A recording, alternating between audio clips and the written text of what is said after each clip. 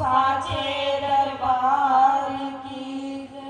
बोलो श्री नगली निवासी भगवान की जय। बोलो श्री स्वामी जी महाराज की जय। हाथ जुड़े रहन तेरी बंदगी लई, ते शीस झुकिया रे प्रणाम दे लई। आखा खुलिया रहन तेरी दीद खातिर, ते पैर रहन चल दे गुरु धाम दे लई। सुन फरियाद पीरा दिया पीरा, ते मेरी अर्ज सुनी गन तार के। ओ उस बेड़ी नू खतरा कादा, ते जीदा पीर खड़ा वंज पड़। ओ उस बेड़ी नू खतरा कादा, ते जीदा पीर खड़ा वंज पड़ के। प्रातः समझिए हृदय सम्राट श्री नगली निवासी भगवान जी के चरणों में उपस्थित श्री स्वामी जी महाराज जी के चरणों में मेरा कोटि कोटि नमन। और मंच पर विराजमान बाबा जी महाराज जी के चरणों में मेरा कोटि कोटि नमन। और दूर दूर से आए हुए सभी महापुरुषों के चरणों में मेरा कोटि कोटि प्रणाम। और दूर दूर से आई हुई श्री सतगुरुदेव जी की प्यारी आत्माओं, बहुत ही सुंदर घड़ियां, सुंदर समय। आज सुबह से लेकर के हम खुशियां ही खुशियां देख रहे हैं। अभी अभी कितनी खुशी हमारे प्राणाधार श्री स्वामी जी महाराज जी का अनंत सागर ग्रंथ जो है अभी अभी बहुत ही सुंदर ढंग से विमोचन किया गया। मन के अंदर बहुत देर से जी श्रद्धा थी।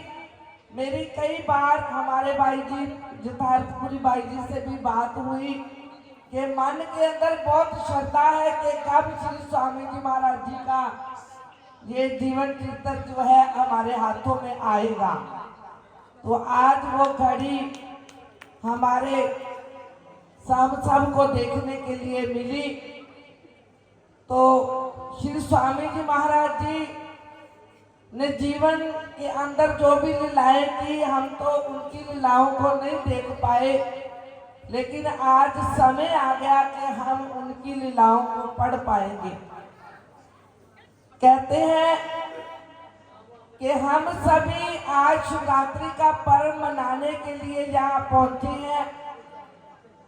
तो सत्संग के अंदर जीव आते हैं, लेकिन 3 प्रकार के लोग आते हैं सत्संग के अंदर।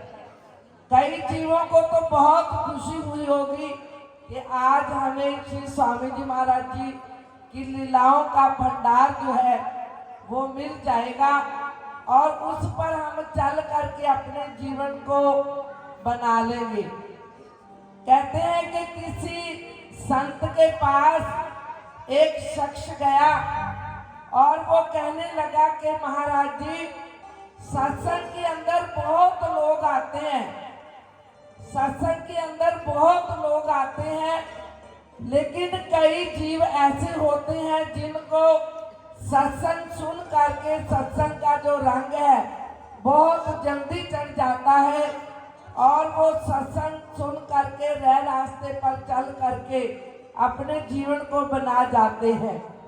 और कई जीव ऐसे होते हैं जो सत्संग में आते जाते तो रहते हैं, लेकिन उनको कोई अमल नहीं होता, अपने जीवन को वो बना नहीं पाते, सारी आयु वो सत्संग के अंदर आते जाते रहते हैं।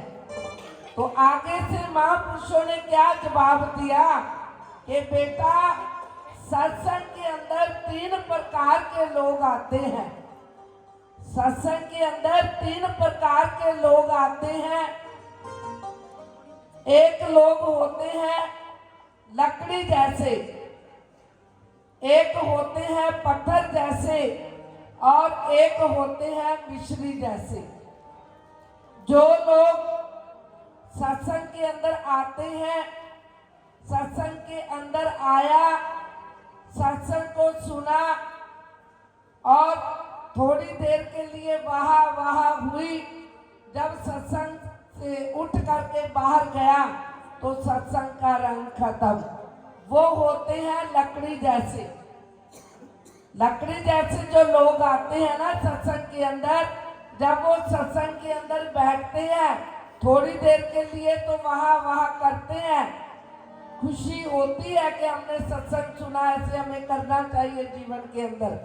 जब वो सत्संग से उठ करके बाहर जाते हैं तो वो अमल सब खत्म हो जाता है। जैसे लकड़ी को पानी के अंदर डाला जाए ना, तो जब बाहर निकाला जाए तो लकड़ी सूख जाती है।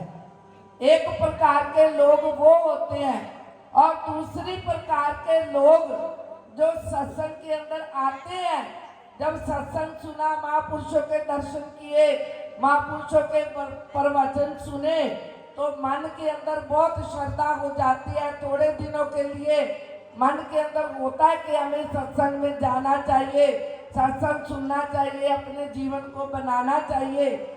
तो वो क्या होते हैं, पत्थर जैसे लोग।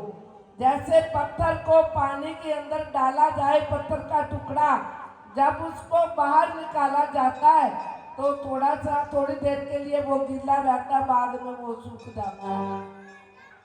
तीसरी प्रकार के लोग महाराज जी कहने लगे कि बेटा, तीसरी प्रकार के जो लोग होते हैं वो मिश्री जैसे होते हैं।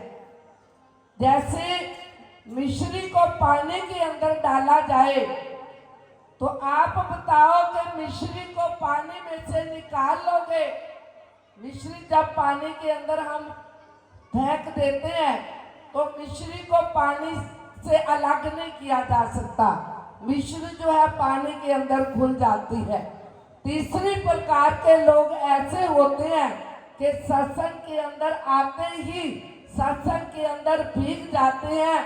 उनको संसार का पता ही नहीं चलता कि संसार क्या है। संसार के अंदर रह करके भी वो मिश्री जैसे ही रहते हैं। तो प्रेमियों, आज हम सब ने बहुत सुंदर ग्रंथ के दर्शन किए हैं। इस ग्रंथ को हमने पढ़ करके मिश्री जैसे बनना है।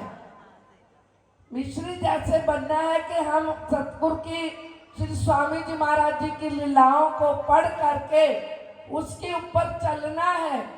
पहले भी हम चल रहे हैं और आगे भी हमने ये पूरी कोशिश करनी है कि हम श्री स्वामी जी महाराज जी का रचा हुआ जो ग्रंथ हमारे हाथ में आएगा, इस उनकी लीलाओं को पढ़ करके अपने जीवन को मिश्री जैसा बना लेना है कि जब कहीं भी हम सत्संग के अंदर जाए तो सत्संग के अंदर भीग जाए। तो प्रेमियों, पढ़ने का या सत्संग के अंदर आने का तभी हमें लाभ है कि हम अपने जीवन के अंदर उन लीलाओं को उतार करके अपने जीवन को उन जैसा बनाने की कोशिश करें, तो तभी हमारा यहाँ आने का फायदा है। नहीं तो आने जाने में तो हमारी सारी आयु बीत जाती है। आते आते कई जीव सारी आयु बिता देते हैं लेकिन रंग नहीं चढ़ता। लेकिन श्री सतगुरुदेव श्री स्वामी जी महाराज जी के चरणों में हम सब ने मिलकर के ये प्रार्थना करनी है कि आज हमें आपका अनंत सागर जो है हमारे हाथों में आया है, तो हम आपकी लीलाओं को पढ़ करके एक अपने जीवन को मिश्री जैसा बना जाए कि उसमें हम समा जाए, उनमें और हमारे में कोई अंतर ना रहे। ऐसा जीवन हम सब ने बनाना है। बोलो श्री गुरु महाराज की, बोलो साचे दरबार